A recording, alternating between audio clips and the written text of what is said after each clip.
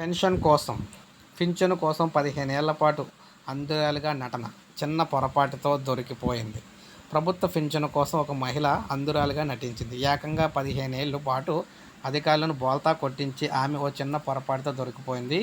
అయితే ఈ ఘటన ఎక్కడ జరిగిందని మన తర్వాత విషయం కానీ ముందుగా చూసుకున్నట్లయితే ఈ 15 ఏళ్ల పాటు ఈ అధికారులందరినీ కూడా సింపుల్గా బోల్తా కొట్టించిందనమాట. 48 ఏళ్ళు ఆ మహిళ తాను అంధురాలిగా నంటూ 15 ఏళ్ల క్రితం నుంచి వైద్యుడి నుంచి ధృవీకరణ పత్రం పొందింది. సామాజిక భద్రత పింఛను దరఖాస్తు చేసుకోండి. ఆమె నిజంగానే అంధురాలని నమ్మిన అధికారులు పింఛను మంజూరు చేశారు. మొత్తంగా 15 ఏళ్లలో ప్రభుత్వం €2,08,000 అంటే దాదాపు 1.18 కోట్లు పింఛను రూపంలో కొల్లగొట్టింది. ఇది ఎలా ఉండగా ఒకరోజు ఆమె తన సెల్ ఫోన్ను స్క్రోల్ చేయటం, ఫైళ్ళపై సంతకాలు పెట్టడాన్ని అధికారులు గమనించారు.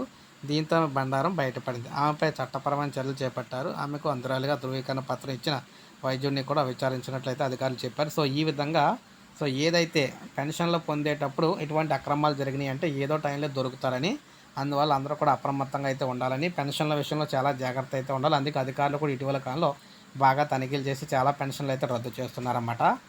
ఇది మనకు ప్రజెంట్ లేటెస్ట్ అప్డేటు.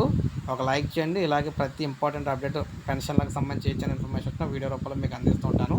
సబ్స్క్రైబ్ చేసుకోకపోతే మన ఛానల్ సబ్స్క్రైబ్ చేసుకుని ఫాలో అవుతానండి.